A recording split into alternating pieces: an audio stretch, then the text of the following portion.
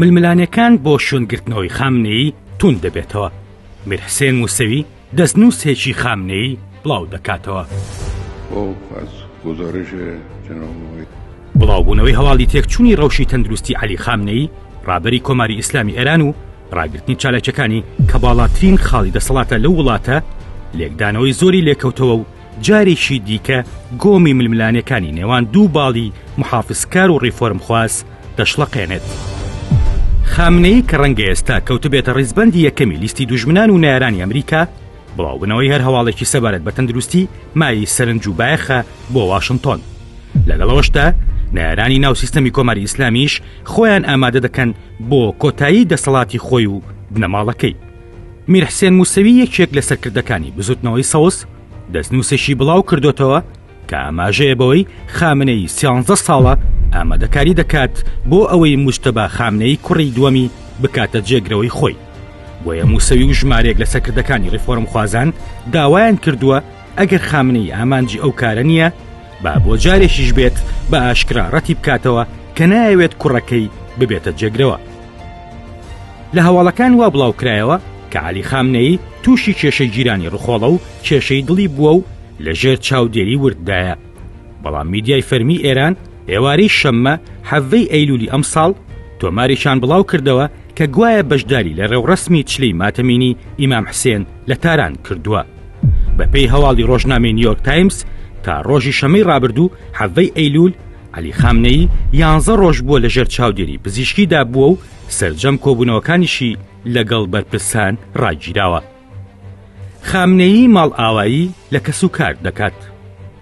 یەکەم جار نییە کە هەواڵی خراپی ڕەوشی تەندروستی خامنەی و دەنگۆی مردنی بڵاو دەکرێتەوە. بەڵام بە وتەی 4 کەسی نزیکی خۆی عەلی خامنەی لە کاتی سەردانی بۆ شاری مەشهەد و دیداری لەگەڵ کەسوکار و توێتی ڕەنگە ئەمە دوجار بێت کە چاوم پێتان بکەوێت. لە راپۆرتێکی تایبەتی ڕۆژنامەی نیویۆرک تایمزدا هاتووە کە خامنەی زۆر لاواز بووە و توانای دانیشتنی زۆری نەماوە چونکە تووشی جیرانی ڕخۆڵە بووە و بەهۆی بەرزبوونەوەی تا پزیشکان نیگەران بوون لە دۆخی تەندروستی. پێشتریش خامنەی ژمارەیەک نەشتەرگەری هەستیاری پرۆستات و دڵی بۆ کراوە و بەڵام هاوشێوەی دوایین نەشتەرگەری نەبووتە جێگەی بایەخی میدیاکان. ئەو کە ئێستا تەمەنی 82 ساڵە بۆ یەکەم جار لە 26/1970 هەوڵی کوشتنی درا لە ڕێگەی بۆمبێکەوە لە کاتی وتارداندا. بۆمبەکە تەقیەوە و باڵوڕانی ڕاستی و چەند پەراسوێکی شکاو بە لە دەستدانی دەمارە هەستەوەرەکانی دەستی ڕاستیشی بۆ هەتایە لە کار کەوت. ڕأس همه اونها شهید آیت الله بهشتی. خامنەی لەو ڕۆژەوە بە بەردەوامی تەندروستی بە تەواوەتی جێگیر نەبووە و ڕوبەڕووی دەیان کێشەی تەندروستی دیکە بۆتەوە کە بەشێکی هەر بەهۆی بەرکەوتنی ئەو بۆمبە بووە. ئەو توانوێتی بە درێژایی ئەو ساڵانە لە ڕێگەی بە پێڕۆشتن و وەرزشی ئاسایی ڕۆژانە تەندروستی خۆی بەباشی بپارێزێت. بەڵام بەرزبوونەوەی تەمەنەکەی وای کردووە نەتوانێت هاوشێوەی ڕابرد و وەرزش بکات و چالاکی هەبێت. ڕابەر لە کۆماری ئیسلامی ئێراندا کۆماری ئیسلامی ئێران لەسەر بنەمای ئاینی شیعەی 12 ئیمام و ویلایەتی فەقیه دامەزراوە کە ئەو ویلایەتە تیۆریکی شەرعی ئاینی شیعەیە بۆ حکومڕانی و دەسەڵات. مێژوەکەی دەگەڕێتەوە بۆ سەردەمی شاه عەباسی سەفەوی دووەمین پاشای سەفەویەکان لە وڵاتە. ژمارەیەک زانای ئاینی پێیان وایە دەستەواژەی ویلایەتی فەقیه یان فەقێ مێژوەکەی زۆر کۆنترە و دەگەڕێتەوە بۆ سەردەمی دیارنەمانی محەممەد بن حەسەن عەسکەری کە شیعە بە ئیمام مەهدی ئیمامی 12ەم ناوی دەهێنن وەک بەدیهێنەری بەختەوەری پێشەوە یان ئیمامی ویلایەتەکە. لە کۆماری ئیسلامی ئێراندا سەرۆکی ویلایەت لەلایەن ئەنجومەنی دەستەبژێری ڕێبەرایەتی کۆماری ئیسلامی ئێرانەوە دەستنیشان دەکرێت. لەگەڵ ڕوخانی سیستەمی پاشایەتی لە ئێران و هاتنە سەرکاری سیستەمی کۆماری ئیسلامی لە ساڵی 1970 بە ڕێبەرایەتی ڕۆحەڵڵا خومەینی ئیمام خومەینی بناغەی ویلایەتی فەقیه بۆ حکومڕانی بەپێی حکمی ئیسلامی و شەرعی شیعە دامەزرا و خومەینیش بووە پێشەوای ئەو ویلایەتە کە کۆی سیستەمی سیاسی و دەسەڵاتداری و شەرعی کۆماری ئیسلامی لەخۆ دەگرێت و بە زمانێکی سادەتر ویلایەتی فەقیه پێشەوا و ڕابەری کۆماری ئیسلامیە لە ئێران کە لە ئێستادا لەلایەن سەید عەلی خامنەی پێشەوایەتی دەکرێت و لە دەستوری ڕەسمی ئەو وڵاتەدا بە ڕابەری کۆماری ئیسلامی و ڕابەری ئەو ویلایەتە ناوی دەهێنرێت. دوای مەرجی خومەینی لە سەدا 72 ئەنجومەنی دەستەبژێری ئێران مەجلیسی نوخبەگان دەنگی بە عەلی خامنەیدا بۆ ئەوەی ببێتە جێگرەوەی خومینی.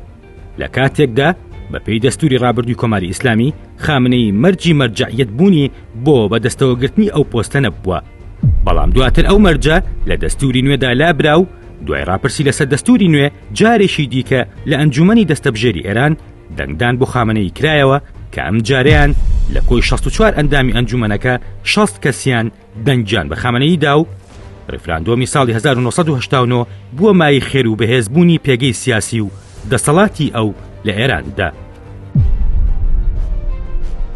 عەلی خامنەی ڕابەری کۆماری ئیسلامی ئێرانە، تەمەنی 82 ساڵە.